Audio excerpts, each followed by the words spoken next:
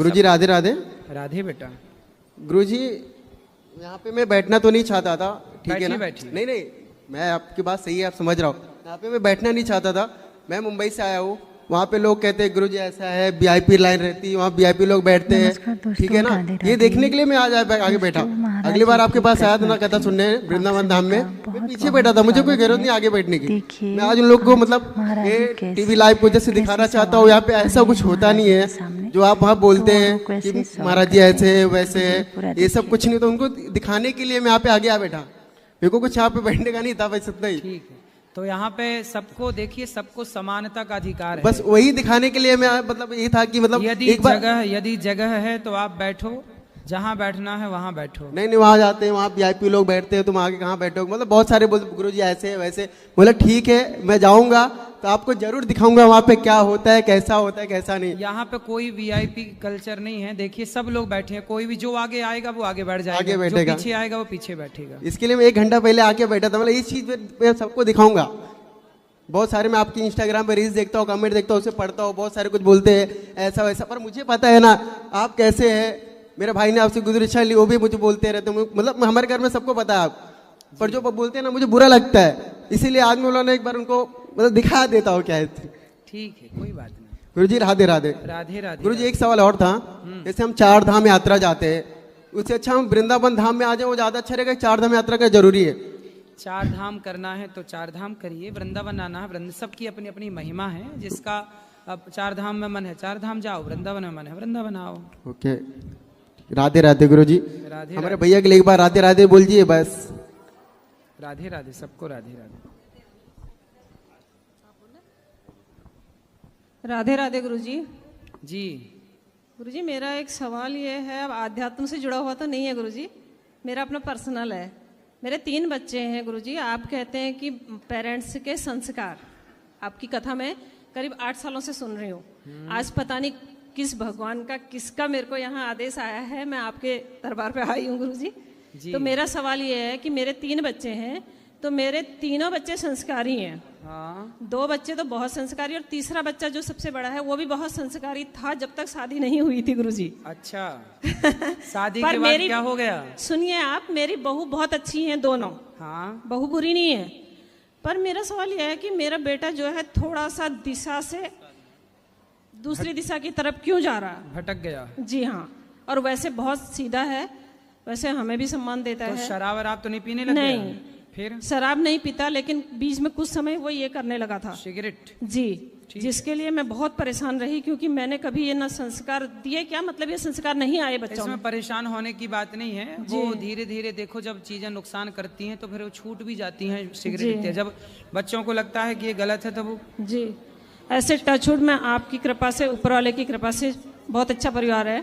मैं भी मुंबई से आई हूँ, उस भैया की तरह मैं भी मुंबई से आई हूँ। वैसे मैं नैनीताल से हूँ। जी, मैं नैनीताल से हूँ, मुंबई में भी रहती हूँ। छोटा बेटा मेरा मुंबई में सेटिल है। तालों में ताल, नैनीताल, बाकी सब तलैया। जी जी जी गुरुजी, आपका आशीर्वाद है गुरुजी। राधे राधे, बहुत अच्छा काम कर रहे हैं गुरुजी। कुछ सेवाएं मैंने भी यहाँ पर दी है। वाह, खुश रहिए। हाँ, बगल में दे दीजिए चश्मों वाले बाबूजी को, बात करनी है। गुरुजी राधे राधे। हाँ जी, मैं मधुबनी बिहार से आया हूँ।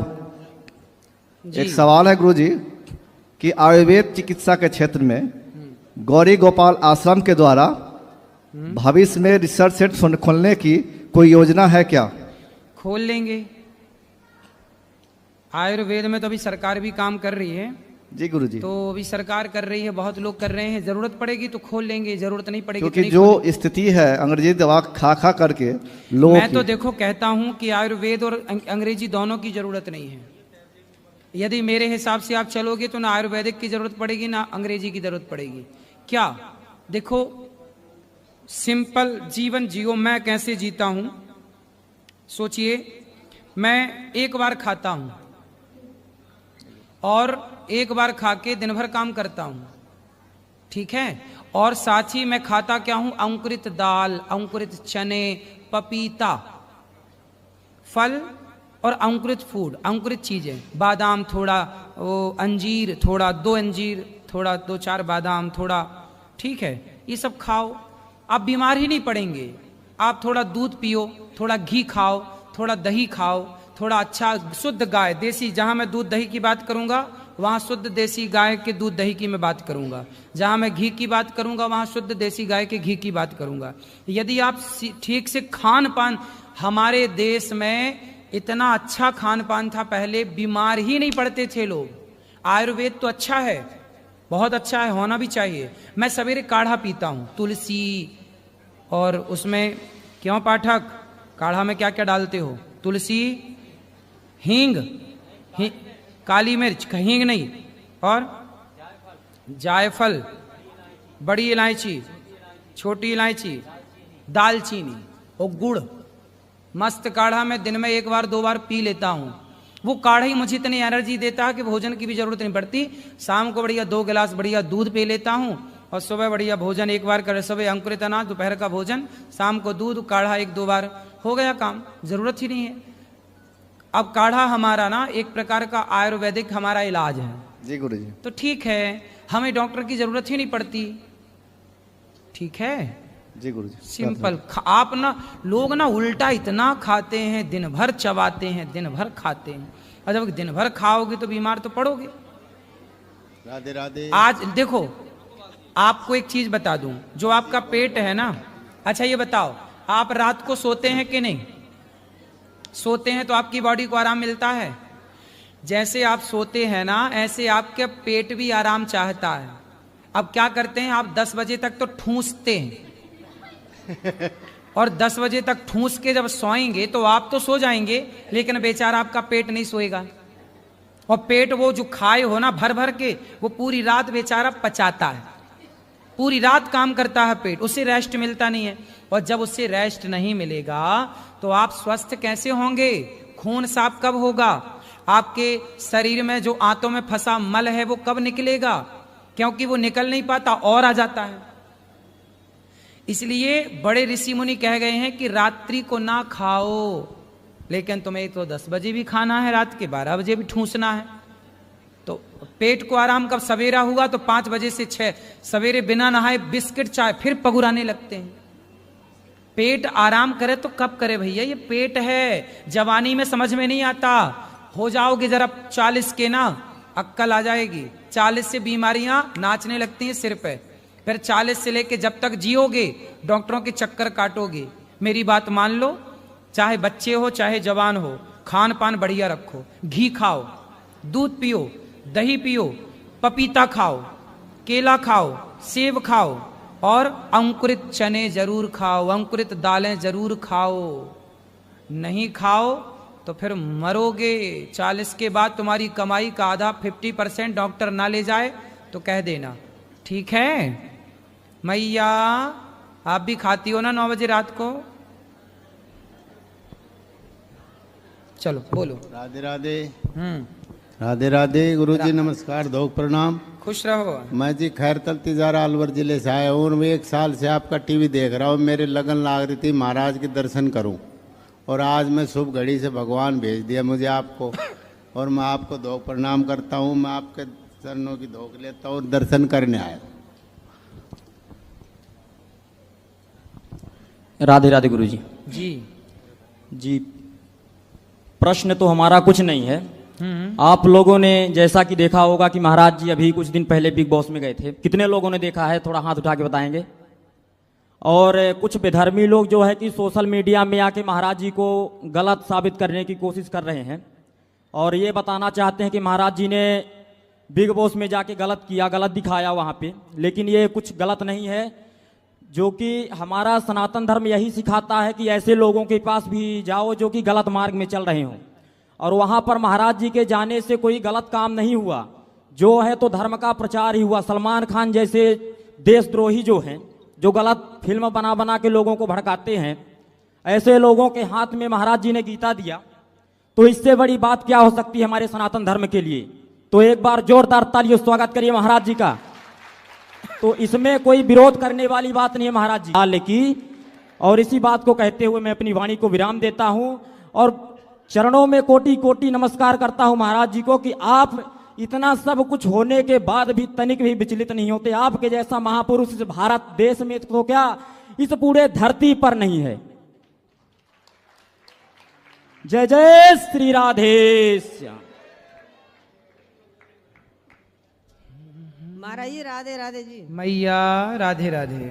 मैं महाराज पंजाब से आई हूँ होशियारपुर से। मैं एक सुदामा भैया के की लिए मैं कुछ कह दूं, इन्होंने ये बात कही। देखिए हमारे ये युवा भाई हैं, कोई समझे ना समझे, आप लोग समझ जा रहे हैं मेरी भावनाओं को। ये मुझे बहुत प्रसन्नता हुई कि आप लोगों ने समझ लिया, सही चीज को जाना, सही को पहचाना और सही के साथ आप खड़े हैं। आप सबका मैं हृदय से धन्यवाद देता हूं। जी मैया। महाराज राधे राधे। मैं पंजाब से आई हूँ होशियारपुर से जी मैं एक छोटी सी आपको भेंट देना चाहती हूँ। ठीक है मैया। मुझे शर्म आती है सुदामा की तरह, मैं कैसे दूं? कोई बात नहीं। मैं सुदामा जैसी तो नहीं हूँ, पर उनके चरणों की धूल जैसी तो बन जाऊंगी। आप अच्छी हैं, बताइए मैं क्या सेवा करूं आपकी। मैं आपसे ना उधर मिलना चाहती हूँ, माँ की तरह। हाँ हाँ मिल लेना। कहाँ? यहाँ अभी अंदर बैठेंगे वहाँ? नहीं, मैं इधर ही आना चाहती तो हूँ। आ जाओ आ जाओ आ जाओ। खुश रहिए। हाँ। राधे राधे गुरुजी। राधे राधे। आपको चरणों में कोटि कोटि प्रणाम जी। मैं बिहार से आई हूँ, नालंदा जिला से। हाँ जी मेरा प्रश्न है गुरुजी कि एकादशी जो 24 एकादशी करते हैं वो लोग, उसे लोग कहते हैं कि डायन होता है। 24 करना है, दोनों करना है हर महीने की, हर महीने की दो। और मैंने लड्डू गोपाल लाए हैं गुरुजी, आपको नामकरण संस्कार कर देना। हाँ कर देंगे, अभी अंदर बैठेंगे। अंदर बैठेंगे। राधे राधे गुरुजी। राधे राधे। लाओ ये। क्यों ऐसे? गुड़ आपको पता है कि हमें गुड़ पसंद है, और ये घी है क्या? अच्छा।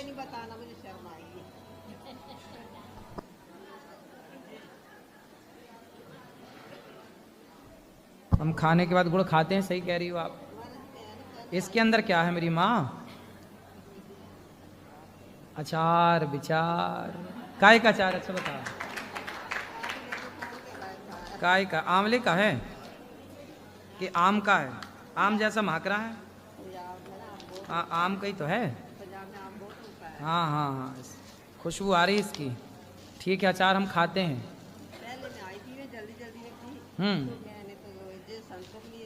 ठीक है, लेकिन मैं दक्षिणा नहीं दी। कोई बात मैं दक्षिणा देना चाहती हूँ। ठीक है, तो फिर मुझे खुले पैसे कहाँ मिले? कब आप मौका देंगे? वो मिल जाएंगे अभी। ठीक है, कब? अभी मैं यहाँ प्रश्नोत्तरी के बाद आपसे मिलूंगा। आप चलो वहाँ बैठो, आ रहे हैं। बोलो भैया। गुरुजी मेरे आपको कोटि कोटि प्रणाम है जी। मेरा नाम राजकिशोर राउत, मैं उड़ीसा से आया हूँ। बताओ। मैं आपका टीवी में हर टाइम देखता हूँ प्रवचन, मेरे को बहुत अच्छा लगता है। हाँ। और यहाँ से कभी आने के लिए मौका मिला तो मैं आया। आपका जो प्रवचन है वहाँ से मेरे को बहुत अच्छा मेमोरियल, जैसे कि आदमी का संसार का कल्याण हो जाता है, ऐसे सब सीखने मिलता है। लेकिन मेरा और एक क्वेश्चन है कि जैसे अभी हमारा दूसरा कंट्री से, जैसे कि हमारा सनातन को बहुत किसी नुकसान जा रहा है। एग्जाम्पल दर बांग्लादेश, हमारा हिंदू भाई बहन सब बहुत वहाँ से प्रॉब्लम में है, जाल जा रहे, घर दुकान सब बर्बाद हो जा रहा है। यहाँ से भी ऐसे हमारा इंडिया स्थिति क्या होने वाला है फ्यूचर, जैसे कि हम चाहते कि सब सारे कॉजेस हमारा हिंदुस्तान सनातन को खतरा करने के लिए दूसरा नोट जीबी, वोट जीबी, आतंकवादी, ऐसे सब आ रहा है। मैं सोच रहा हूँ कि जैसे मैं मेरा रिसर्च में प्लान करता हूँ कि इसी उनका सारे कॉजेस, जैसे कि हमारा दूसरा कंट्री से घुसपैठी, आतंकवाद होता है, और यहाँ से हमारा कंट्री का अंदर में रह कर के हमारा देश के लिए खतरा बनाता है। क्योंकि आप ऐसे जो प्रवचन सुनाते तो सारा कोटि कोटि जन समाज को प्रचार हो जाता है।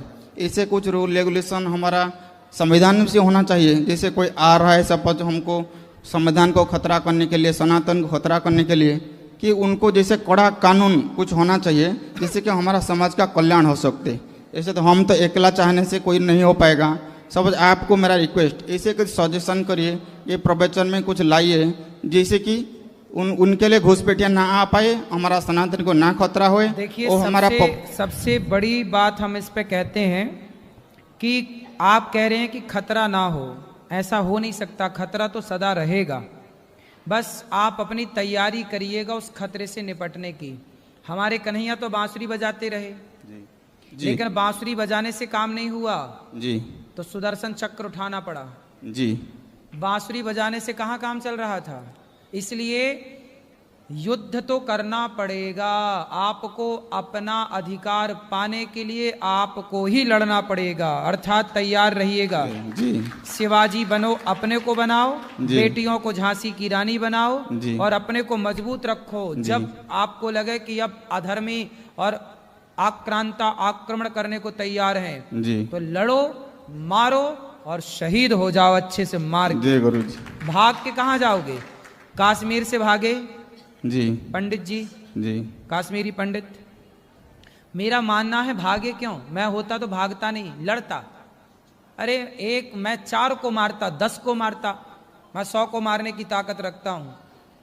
जब लड़ने पे आऊंगा तो ठीक से लड़ूंगा। अभी जो काम कर रहा हूं, धर्म का प्रचार, आपको कथा सुना रहा हूं, ठीक से सुना रहा हूं। जब लड़ने पे आऊंगा तो ठीक से लड़ूंगा। जी ठीक है? जी तो गुरु आप जी। लोग अपनी बेटियों को झांसी की रानी बनाओ और अपने बेटों को शिवाजी बनाना स्टार्ट करो। जब कश्मीर से खदेड़े गए हिंदू, जी उस समय सेना भी थी, पुलिस भी थी, संविधान भी था, लोकतंत्र भी था। किसने बचाया? कोई नहीं बचा पाया। फिर इसलिए अपनी लड़ाई खुद को लड़नी पड़ेगी। योद्धा जो होगा जी अपनी लड़ाई स्वयं। जब महाराणा प्रताप लड़े तो महाराणा प्रताप का साथ किसने दिया? जंगल के कोल भीलों ने दिया, लोगों ने नहीं दिया, बहुत लोगों ने नहीं दिया, खुद लड़ना पड़ा। इसलिए कहता हूं अपनी लड़ाई सबको खुद लड़नी पड़ेगी। इसलिए अपने अपने को तैयार रखो, शिवाजी बना के रखो, अपने को महाराणा प्रताप बनाओ, मस्त बनाओ, बेटियों को बचपन से फौलादी बनाओ, ऐसे संस्कार दो 4-6 छोरों को यूं ही निपटा दे। जी गुरु जी, धन्यवाद आपको, कोटि कोटि प्रणाम।